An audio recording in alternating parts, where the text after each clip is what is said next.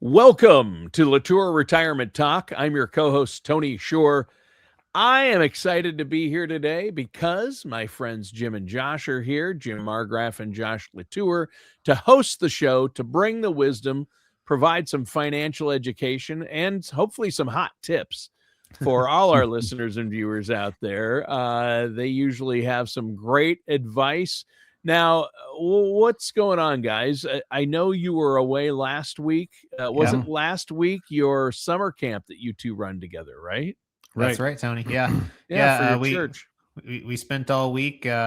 Honestly, it was kind of an interesting week as far as the weather was concerned, because we're pretty used to we run this thing every year the last week of July. And the last week of July is usually about the hottest it gets. Yes. Normally. And we had like half the days were like that. Right. And then the other half were beautiful. So it was like every other day was really nice out. Yeah. And so that was it provided a nice break every other day. Good. But it was a great time.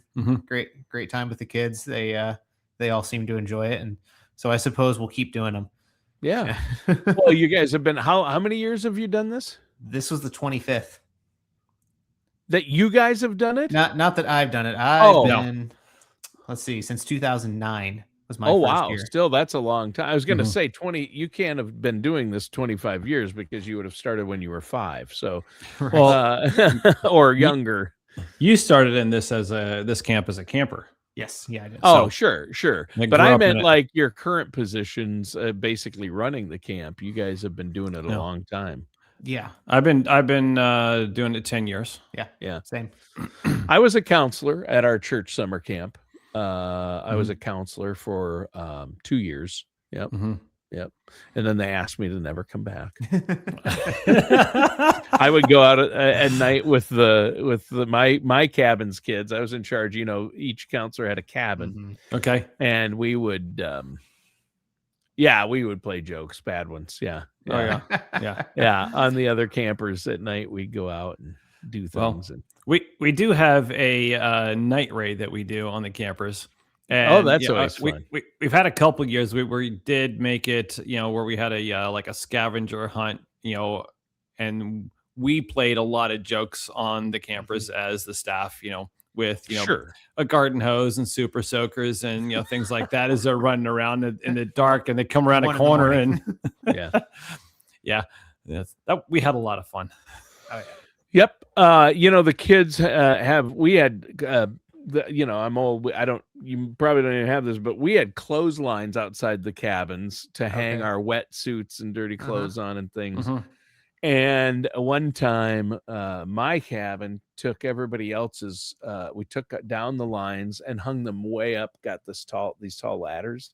And in the middle of the night, hung them all up, way up in the trees. I mean, they could, that's great. And then one year between the two light poles at the entrance of the camp, as everybody's swimsuits hanging. So we did that. And then I'll never forget the year our cabin, in the middle of the night, we took 2 canoes and we were at the Baptist church camp, a conservative Baptist, not Southern Baptist, conservative Baptist church camp in Lake Chautauqua.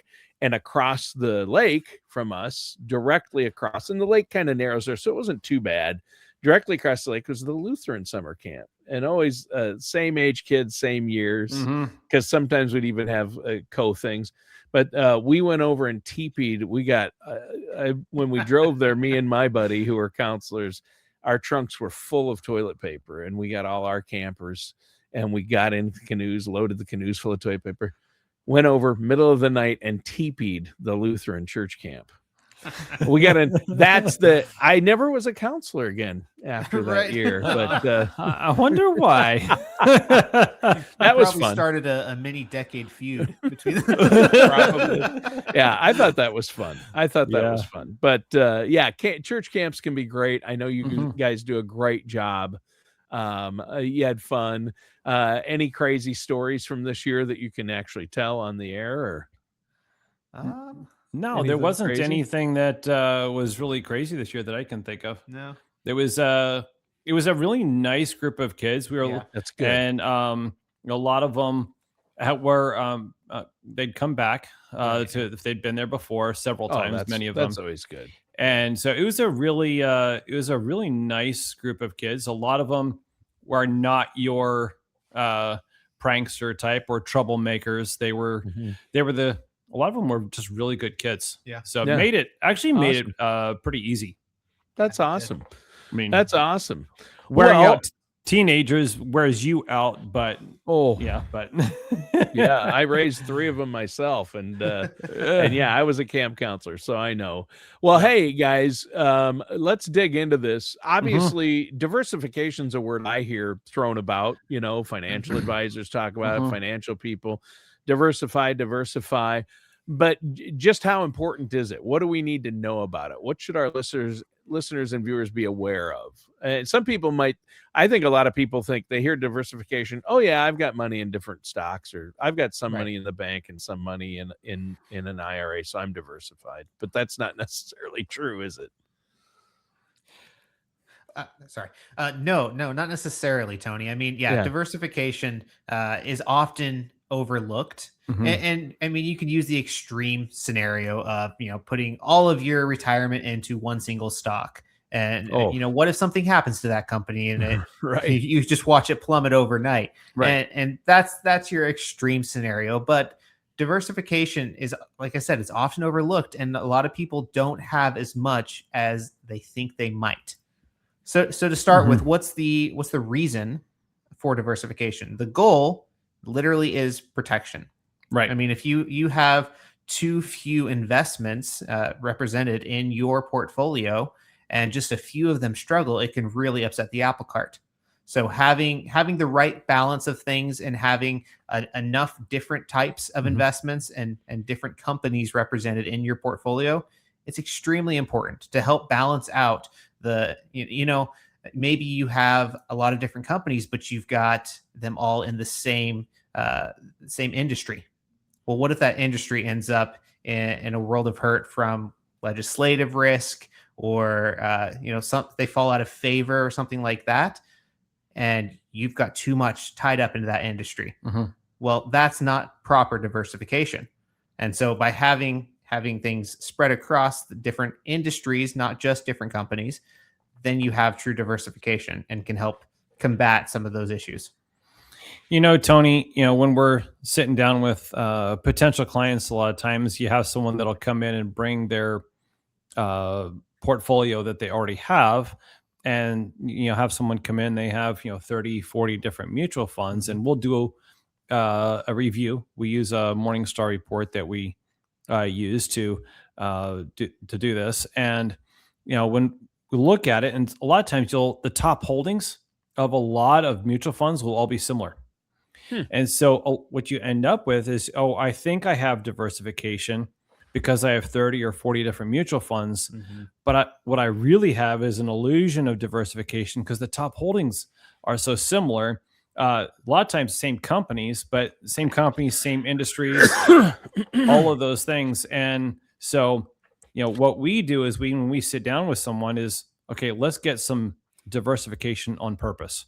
Right. Yeah. Right. Yeah. So they might have 5 different portfolios, which all have Apple in it, or all have, NVIDIA. So then they're overweighted in 1 or 2 or 3 particular stocks, and they're not truly as diversified as they thought they were. Is that what you're saying? Yeah, exactly that. And the reason often is those mutual fund managers, they're all chasing the same gains. Right. And they're all going to have they're good companies most likely that they have in there. But just because you have, like Jim said, 30 to 40 different mutual funds doesn't mean you really have diversification. It's important to dive into the weeds with it when you're in funds like that. Right.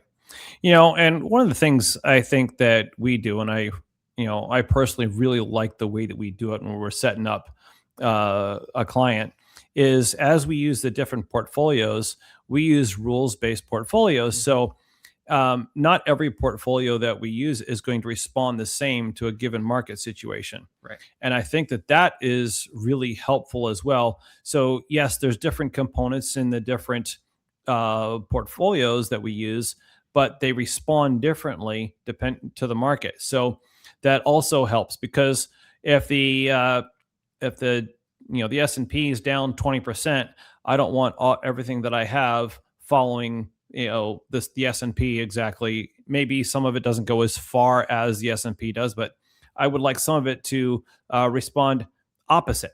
You know what I mean? And so, we need all those different things in there. We need different tools in those portfolios to help us out. So we don't always go lockstep with the market. Yeah, that makes sense. Yeah, you want to be investors, not gamblers, right? Right. Yeah.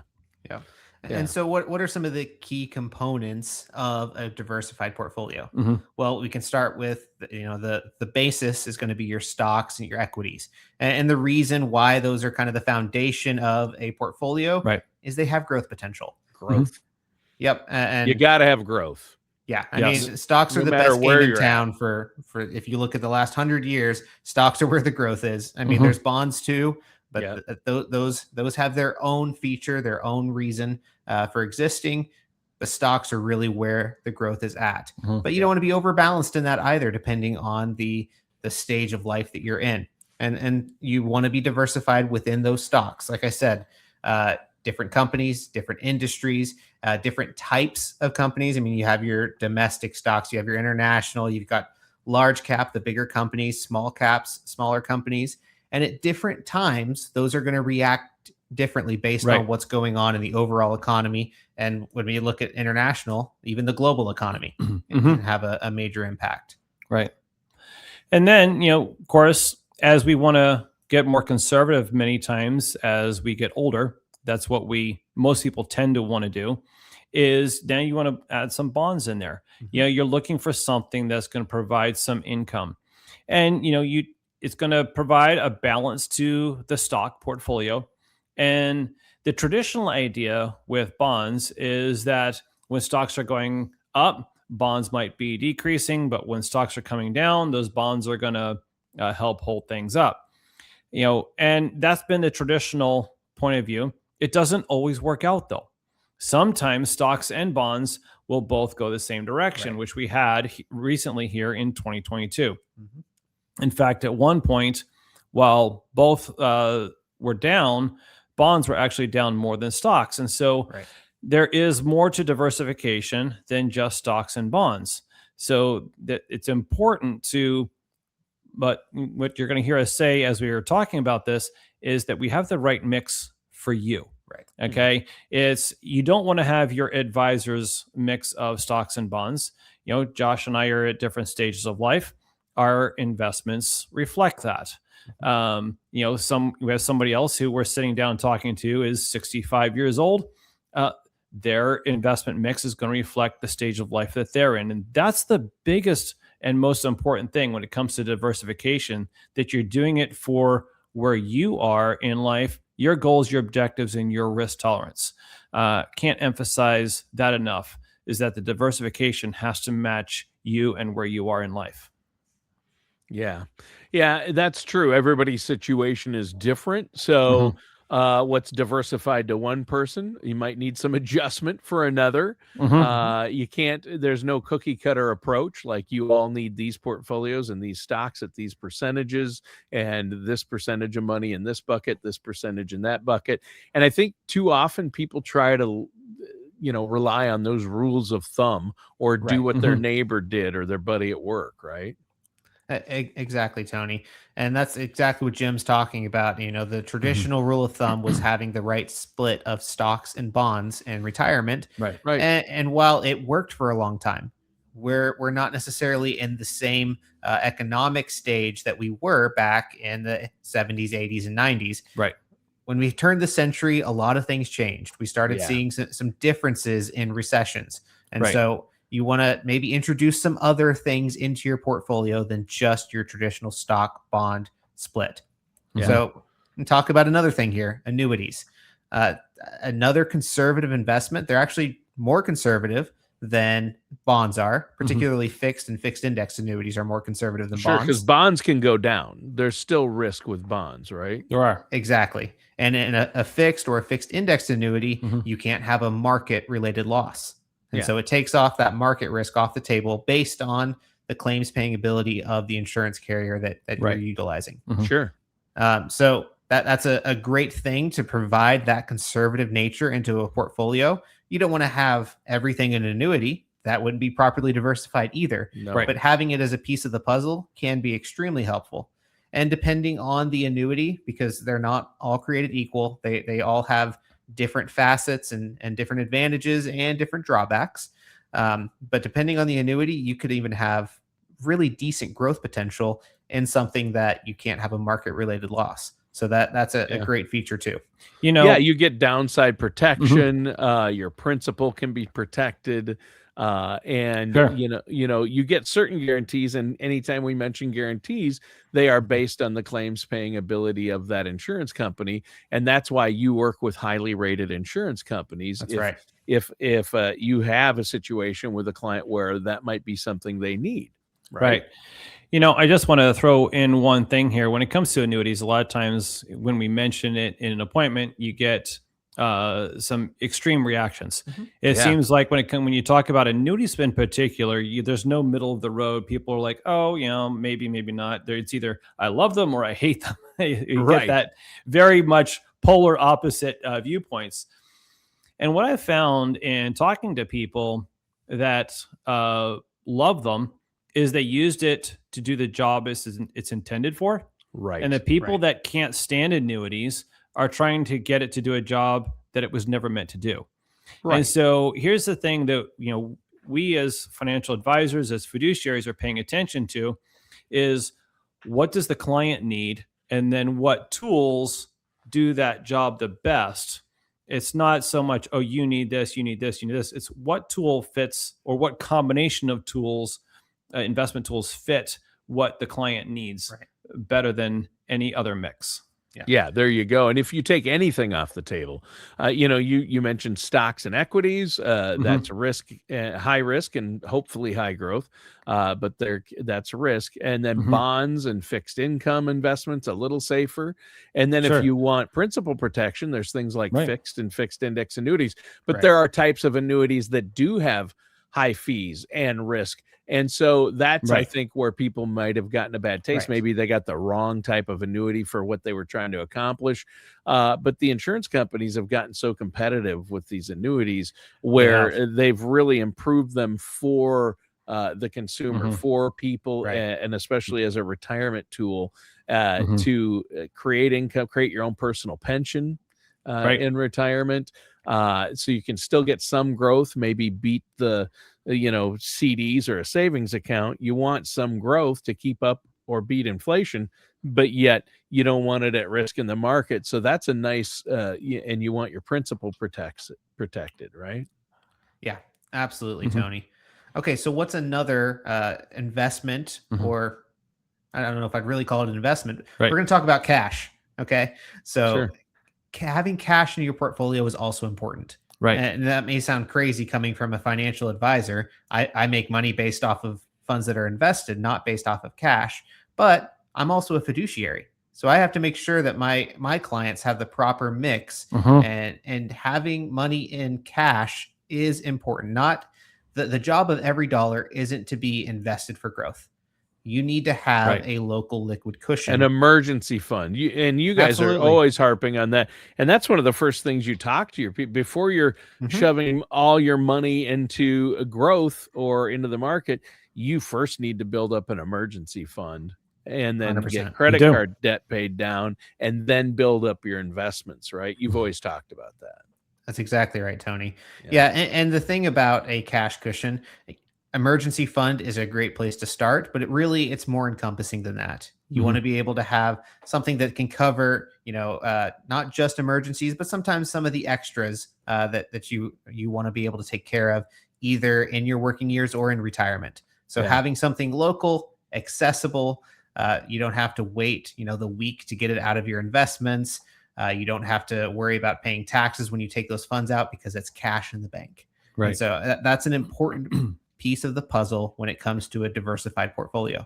That's a bucket you look at. So you have a more liquid bucket in case, I'm planning my first year of retirement for taking this cruise and around the world cruise or European cruise or taking all the kids and grandkids to Disney World.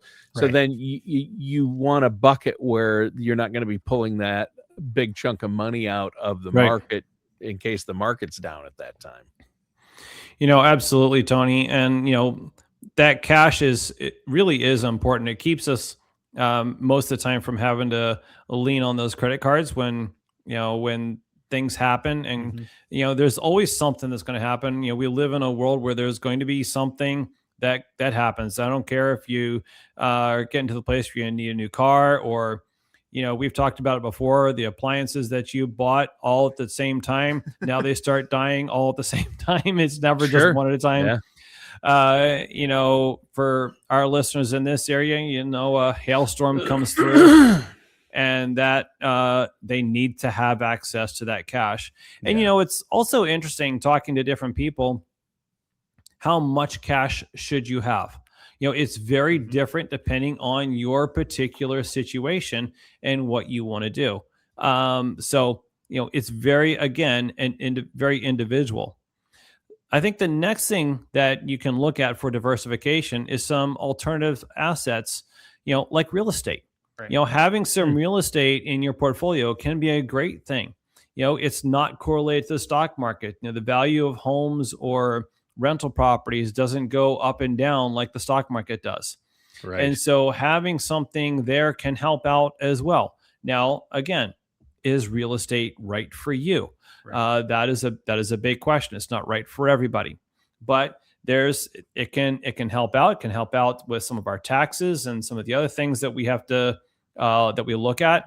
But being diversified and having real intentional diversification is so important. Yeah. Oh, it's huge, and I think it's really important. So you actually need a strategy for diversification, right? Mm-hmm. That's exactly right. Because the thing is, Tony, true diversification, yes, it does have to do with having the proper balance of investment type, but it also has to do with having the proper balance of risk, of taxes. There's different types of money. It's taxed different ways, and you want to have the proper balance of that as well. Right. And when I say proper balance, that's not a cookie cutter term. We're talking about the proper balance for Tony Shore. I want to make sure that in your portfolio, it's the right balance of things for you. Yeah. But the thing is, taxes are a huge thing in retirement. Yeah. And oftentimes people have been just shoving money into these pre-tax accounts. Yep. And so tax deferred, tax deferred, not tax diverse.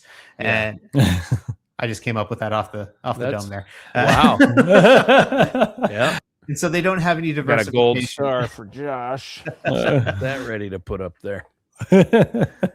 But having diversification in the tax type is important, because that's one of the buckets that you were talking about, Tony. Having some money in the tax-free bucket is important in retirement, because what if you do need a new appliances or a new vehicle, and all you have is pre-tax funds, and let's say you're pre-65 and you need to pull some of those funds, and now it throws you into a higher income point, and now it messes up your health insurance.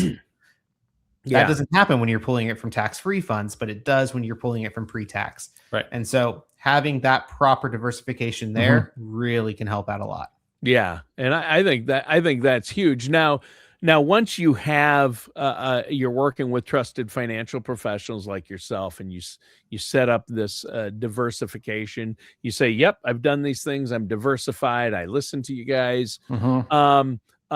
Is it a set it and forget it? Once you're diversified, you're good? Absolutely not. This is something where we sit down with our clients once a year, and we want to continue to sit down with our clients, and we tell them, anytime there's a major change in life, we need to sit down again. Whether it's, a marriage, a divorce, a death, these things can impact what is the right balance and the right diversification for us in our portfolios. Right. So this is something where it's an ongoing basis. This is an ongoing relationship with the financial advisor. So for us and our clients, again, we're sitting down at least once a year. Is this still correct? When we go through our color of money risk analysis, by default, we're going to go through that again in about 3 years. Yeah. But if there's been a big change in your life, we might want to go through it again now, because Sure. those changes that happen in life oftentimes result in a change of how much risk I'm comfortable with. Right. And so we need to make sure that, again, as time goes on, that we're still properly diversified for where we are at that stage of life. Yeah, for sure. And also, I think it's also, you can't set it and forget it when it comes to diversification and allocations, because if you have all this money in the market or risk bucket and your market grows like it should with compounding interest, you've got NVIDIA skyrocketing, you invested in this and that, and you guys have helped them get diverse. So their accounts have grown exponentially. Maybe there's a huge year, but then maybe your safer or fixed, maybe this has stayed the same or went down. So you might have to reallocate, right? Some rebalancing. You to stay diversified. Stole my next point, Tony. That's exactly what I was going to talk about. Because no, you're absolutely right. If you have a lot of growth in one sector, we'll say, of your portfolio, it may be time to rebalance. I mean, maybe we want to benefit from that growth as long as we can. But it's also important not to get too greedy, because if you end up getting overbalanced in just one area, particularly in the stock bucket, because not only can stocks go up, but they follow the law of gravity, and what goes up must come down eventually. And so making sure that you're balanced properly, even when you've had a great year in the market, that's a huge part of a properly diversified portfolio. Josh, as you were talking there, I was thinking, just this past week, I've had some people come in who have been clients for some time, and they brought in their statement, and the question was on this portfolio, why do they sell, 2 or 3 shares of this stock and 2 or 3 shares of this stock? And, then they just bought 10 of this one. Why is this happening in my portfolio?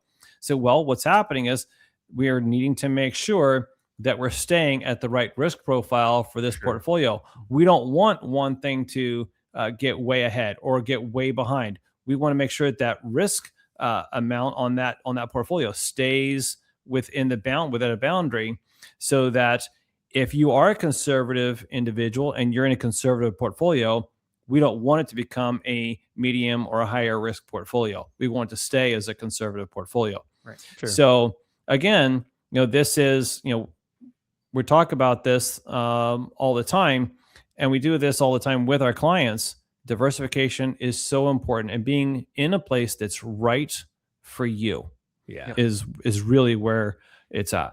Yeah. Well, that's huge. Well, we're out of time for today's show. It flew by. A great topic, a lot of great information. Why don't you let our listeners know, though, before we go, if they have questions or if they want to set up that no charge, no obligation consultation, how can they get a hold of you? Absolutely. Well, listeners, just give us a call. Our number is 417-641-3497, and visit our website at latourasset.com. All right. And listeners and viewers, thanks for tuning in. That does it for today's episode of LaTour Retirement Talk with our hosts, Jim Margraf and Josh LaTour.